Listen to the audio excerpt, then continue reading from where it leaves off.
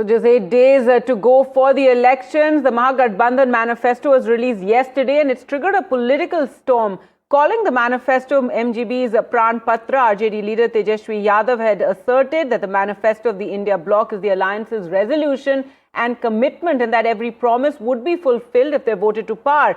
He also slammed the NDA for not having released its manifesto yet. Now, in the manifesto, the MGB has promised that the Waqf Amendment Act, which was passed by Parliament in April, will not be allowed in Bihar. Now, this has got a reaction from the BJP, which strongly criticized it. Union Minister Giriraj Singh asked as to why Tejashwi Yadav was named the chief ministerial face and not a Muslim candidate. A Waqf debate has dominated most of the campaigns for Bihar polls, especially the last week.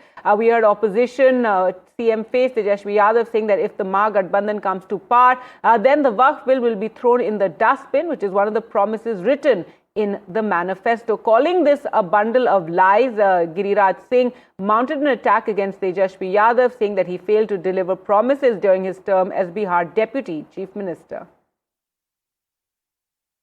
देखिए, कल हम लोगों ने जो घोषणा की है,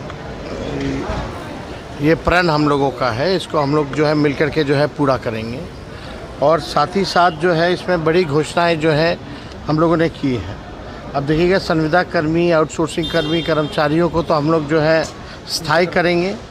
साथ ही साथ ओपीएस जो है, ओल्ड पेंशन जो स्कीम जो था, वो जो है हम लोग लागू करने का काम करेंगे। और ख़ास तौर पे पत्रकार भाइयों के लिए कमिश्नरी वाइज जो है, प्रमंडलीय वाइज प्रेस क्लब जो है वो बनाया जाएगा और उसके बाद जो है लोगों के लिए पत्रकार हॉस्टल का भी निर्माण जो है हम लोग जो है कराने का काम करेंगे। सलमान भाई से कहूँगा तो वो मेरी बात नहीं मानेंगे। वो आज की तारीख में लालू यादव और ये कांग्रेस के बंधुआ मजदूर हैं।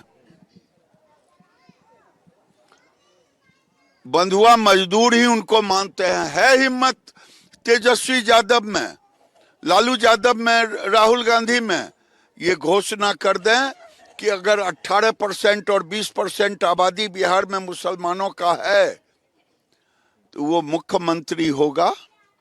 मुख्यमंत्री नहीं, मुख्यमंत्री तो लालूए जी के बाल बच्चा होंगे, कोई दूसरा यादव भी नहीं होगा।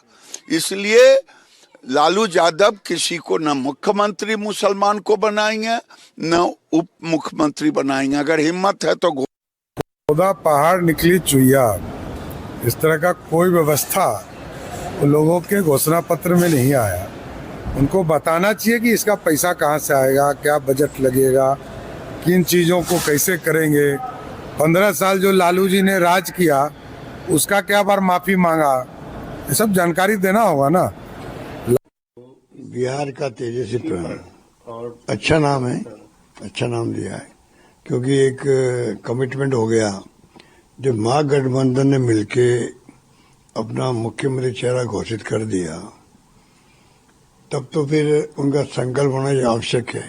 जनता का विश्वास तभी जमेगा, तब लोग कहेंगे भाई कि तो मैनिफेस्टो में नाम तेजस्वी का आ गया है, तो मुख्यमंत्री का फेस जो है वो एक प्रकार से कमिटमेंट कर रहा है जनता के साथ। इसका मायने नहीं होगा।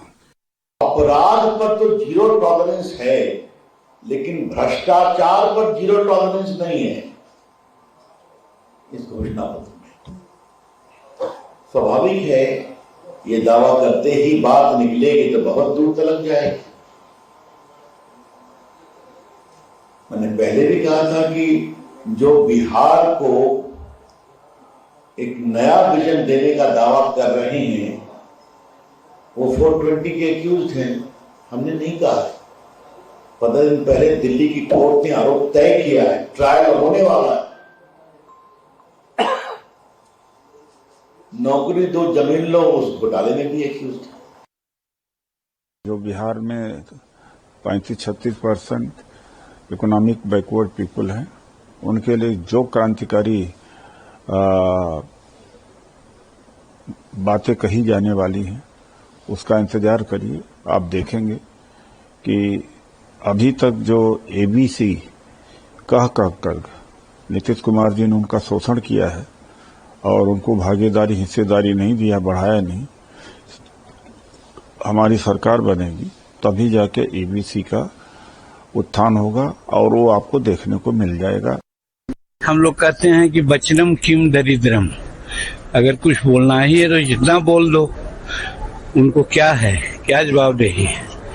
अगर सत्ता में रहते या विश्वास होता कि सत्ता में आते तो एक बात थी। ये जानते हैं कि उनको सत्ता में नहीं आना है। सत्ता में आने का जब बना था कि आपस में मिलजुल करके लड़ेंगे तो एक बात ही होती है। आज सब अलग अलग लड़ रहे हैं, तो स्पष्ट है कि नहीं है। तो बोल करके जितना अपना मन को शांत करने